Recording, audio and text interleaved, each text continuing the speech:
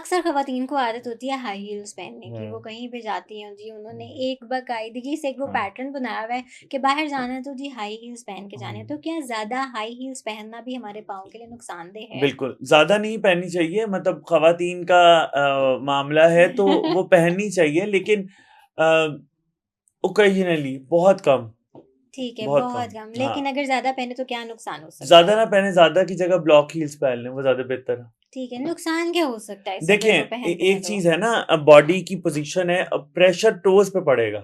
ठीक है। आपकी जितनी ऊँची हील होगी मतलब जिस तरह हील ऊँची है, अगर हम फिंगर की एग्ज़ाम्पल ले लें, तो अब इस पे समझा नहीं सकूँगा। कोई इश्यू नहीं है, आप हाँ। एक्सप्लेन करें, दैट इज़ फाइन। अच्छा, लेकिन अब उसका ये कि आपके पंजे के ऊपर वज़न आएगा। जब पंजे पे वज़न आएगा तो बॉडी की पोज़ीशन पैरों पे टो के ऊपर पड़ेगी। ठीक, तो ठीक, नुकसान ठीक। तो है क्योंकि आपकी लाइन ऑफ ग्रेविटी अगर हम मेडिकल बल लाइन ऑफ ग्रेविटी आगे आ जाती है, तो हुँ, आपको गिरने का खतरा भी ज़्यादा होता है। आपको राइट। कितना बैलेंस करना पड़ता है अगर हाई हील पहने, तो बिल्कुल। बैलेंस ज़्यादा करना पड़ता है। बिल्कुल, तो इससे क्या हमारी ये पोस्चर में भी खराबी आ सकती है? लेकिन अगर बहुत लंबा अरसा कोई जूता पहनता है, हाई हील्स बड़े लोग अगर पहनते हैं, तो उनका नुकसान पोस्चर पे आएगा और नीज़ पर भी आएगा। गोडे ऑलराइट। खराब हो गए। Right, right, right. अच्छा, अक्सर ये भी देखा जाता है कि जब नमाज़ पढ़ रहे होते हैं, हुँ, ठीक है? नमाज़ पढ़ने के लिए जब आप झुकते हैं नीचे, तो हुँ, आपके जो घुटने होते हैं, उसमें से कड़-कड़ की आवाज़ आती है, हुँ। ठीक है? तो ये भी क्या कोई अलार्मिंग साइन होता है हमारी देखिए, अगर बॉडी के बहुत लिए? ज़्यादा कड़कड़ बहुत ज़्यादा हो और ओल्ड एज में हो तो डेफ़िनेटली वो आर्थराइटिक चेंजेज़ हैं। कुछ लोगों के जो चपनी की हड्डी होती है मतलब पैटेलोफीमोरल डिसफंक्शन होता है, अगर हुँ, हम उसे टर्मिनोलॉजी अपनी ज़ुबान में बोलें। मतलब चपनी की हड्डी रगड़ खा रही होती है हमारे मसल और बोन्स के ऊपर। और सम टाइम होता है कि हमारे घुटनों का जो गैप होता है ना, वो कम हो जाता है। हुँ। वो ओल्ड एज में होता है और उसमें आवाज़ें आती हैं, तो उसमें इनिशियली तो ट्राई किया जाता है कि मसल स्ट्रेंथनिंग करा के घुटनों को बचा लिया जाए। सपोज़ अगर ग्रेड 4 में है, 3-4 में है तो ऑर्थोपेडिक घुटने चेंज करते हैं। हुँ, हम पेशेंट को 4 महीनों के अंदर नॉर्मल कर देते हैं, ठीक है। घुटने चेंज पे। यंग एज के अंदर अगर पटाखे निकलते हैं तो वो आपकी फ्लेक्सिबिलिटी है। ओके। हर पटाखा या हर आवाज़ गलत भी नहीं हो सकती। ठीक, आपकी ठीक। फ्लेक्सिबिलिटी की कुछ अलामात हैं, लेकिन हाइपर जहाँ पे हाइपर मोबाइल हो, तो फिर भी मसल को स्ट्रेंथन करना चाहिए। ठीक, ठीक। मतलब ये नौजवान की अगर किसी के नमाज़ पढ़ते हुए आवाज़ हुँ, आती है तो ये इट्स नॉट, लेकिन हुँ, अगर कोई रूटीन से हट के अगर ऐसी चीज़ हो जाती है तो घबराने की इतनी कोई हाँ, बात बिल्कुल भी नहीं घबराना नहीं होती। है। अच्छा, एक और चीज़ मैं आपसे जानना चाहूँगी, जी। अक्सर हमें डॉक्टर से सुनने को मिलता है कि अगर आपने सोने के लिए सख्त और नर्म हुँ, मैट्रेस का भी, हुँ, ठीक है, एक स्पेसिफिक टाइम पे आपको कहा जाता है या तो सख्त इस्तेमाल करें या हुँ, नरम मैट्रेस इस्तेमाल हुँ, करें। बीइंग अ फिज़ियोथेरेपिस्ट आप हुँ। क्या रिकमेंड करते हैं? देखिए, ये एक लंबी डिबेट है। ये हुँ, स्कूल ऑफ थॉट होते हैं ना, कोई किसी स्कूल पे लगा होता है मतलब विज़न किसी से ले अब मेरा स्कूल ऑफ थॉट है कि hard is not recommended from my side. ठीक है, ठीक है, ठीक मेबी है। मेरे कोई कोलीग्स हों वो कहेंगे नहीं जी।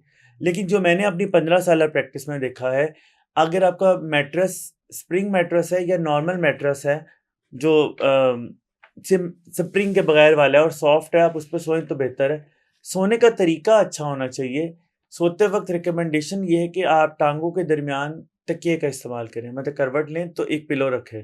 ठीक है। अगर आप थोड़ा-सा उल्टा होके सोने के आदी हैं, तब भी पिलो रखें, तो आपको बहुत अच्छी नींद आएगी, आपकी बैकएक बहुत कम हो जाएगी उससे और इवन नीज़ का प्रॉब्लम भी नहीं इतना आएगा। ठीक, मतलब जी। सोते हुए अगर इस चीज़ का ध्यान रखें हाँ, तो बाकी हमें किसी हाँ। चीज़ की बाकी मेरी प्रॉब्लम नहीं आ सकती। रिकमेंडेशन है कि नॉर्मल मैट्रेस और स्प्रिंग मैट्रेस।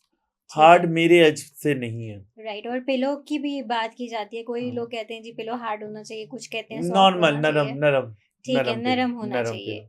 ठीक, ठीक। तो इससे जो हमारी बॉडी में अगर कोई खराबियाँ होती हैं हुँ। उससे हम बच सकते हैं, हाँ, स्पेशली सोते हुए। हाँ और अगर फिर खराबियाँ हो जाए तो फिर इससे रिलेटेड पिलोज़ भी अवेलेबल हैं। अगर ठीक वो है। फिर डिफरेंट ब्रांड्स हैं, डिफरेंट कंपनीज़ है, उसमें मेमोरी पिलो एक मैं मेंशन कर दूँ, व्हिच इज़ वेरी गुड। हुँ। उसमें 1-2 और भी हैं कंटोर पिलोज़ और भी, लेकिन मेमोरी पिलो सबसे अच्छा है। अगर किसी को प्रॉब्लम है सर्वाइकल के हवाले से, तो memory pillow is good. Right, right. अच्छा, एक आखिर में आपसे जी, सवाल जी, मैं जी, करना जी। चाहती हूँ कि हर आपने पूरी डॉक्टर बॉडी को वैसे छेड़ दिया। यही तो हाँ, हमारा काम है जी। बिल्कुल पूरी बॉडी को अच्छा टच किया। अच्छा, अक्सर कहा जाता है, अक्सर नहीं बल्कि जितने हुँ, भी डॉक्टर्स हैं, वो कोई भी बीमारी हो, चाहे वो शुगर की बीमारी हो, हार्ट के पेशेंट्स हों, हुँ, सबको कहा जाता है कि वॉक आपके लिए बहुत हुँ, ज़रूरी है। सो बीइंग अ फिज़ियोथेरेपिस्ट आप क्या हुँ, रिकमेंड करते हैं हुँ, कि एक शख्स को एक दिन में हुँ। कितने कदम चलना चाहिए? कदम एक और टर्म में चला जाएगा ऑलमोस्ट 20 टू 30 मिनट्स वॉक करनी चाहिए, लेकिन अब उसमें मैं कुछ हुँ, चीज़ें ऐड कर दूँ कि अगर आप बहुत मोटे हैं हुँ, और अगर आपको आपके जीपी कहते हैं कि जी आप वॉक करें, तो आप वॉक तो चलो कर लोगे, आपके घुटने खराब हो जाएँगे। ओके। तो अब इसको देखें कि अगर आपने वॉक करनी है और अपने आप को वॉक के काबिल करना है, तो पहले वो कोर स्टेबिलिटी करें, पट्ठे मज़बूत करें। उसके लिए मैं ये नहीं बोल रहा कि आपने थेरेपिस्ट के पास ही विज़िट करना है, आप खुद भी कर सकते हैं। आपको कुछ ट्यूटोरियल्स आप अपने रेफ़रेंसेस शेयर कर दीजिएगा, I will share with you for sure, sure, next time. Sure. Core stability करें, थेरेपिस्ट के पास जाना चाहें, एक आधा विज़िट लेके उसे सीख लें। हुँ, जिम जाना चाहें, जिम जाके सीखें और मोटे लोग हैं तो वो वेट रिडक्शन करें। ठीक है। पहले वज़न कम करें थ्रू डाइट, हुँ, फिर वॉक करके अपने मसल्स के ऊपर काम करें। लोग होते बेचारे मोटे हैं और उनके किसी के घुटना रह जाता है, किसी की कमर में दर्द हो जाता है और ऐसे बहुत से पेशेंट फिर हमारे पास आते हैं क्लिनिक्स में। राइट। वॉक करें, रिकमेंडेशन 20 टू 30 मिनट्स है, आप एक्टिव रहेंगे, बेहतर रहेंगे। लेकिन उसके लिए आपने साइड बाय साइड चीज़ें तैयार करनी है।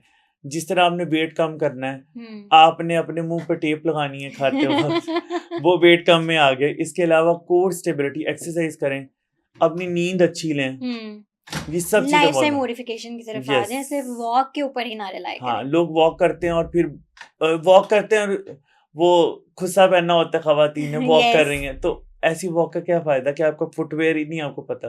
अच्छा, अब ये फुटवियर की बात की है, तो मैं आपसे जानना चाहूँगी कि हाँ, वॉक करते हुए फुटवियर कैसा होना चाहिए? क्या वही पहनना जो चाहिए? पहले आपसे थोड़ा-सा मैंने डिस्कस हुँ, किया कि बंद जॉगर टाइप जूता डिफरेंट बड़े ब्रांड्स के जूते हैं और वो बहुत कंफर्टेबल हैं, तो ठीक वो है। जूता लें और अगर बहुत महँगा जूता नहीं भी ले सकते तो बंद जूता पहनें, बंद जूता बंद पहने जो जूता। आपके लिए वॉक करने में हाँ, आसानी हो हमारे आपको। लोकल मेड भी अच्छे जूते हैं, वो भी ले सकते हैं। Right, doctor Khurram thank you so much कि आप यू यहाँ पर वेलकम। आए और आपने बहुत सारी जो चीज़ें जो हुँ, लोगों के सवालात थे उनको बहुत अच्छी तरह एड्रेस किया, बहुत अच्छी टिप्स बताई हैं। Thank you so much. You नाज़रीन, वेलकम। अगर आपके भी डॉक्टर खुरम से कोई सवालात हैं, आप कमेंट सेक्शन में भी कर सकते हैं। इनका अपॉइंटमेंट नंबर भी आप कमेंट सेक्शन में देख सकते हैं। आप इनसे डायरेक्टली अपॉइंटमेंट भी ले सकते हैं। अभी के लिए दीजिए हमें इजाज़त। अल्लाह हाफ़िज़।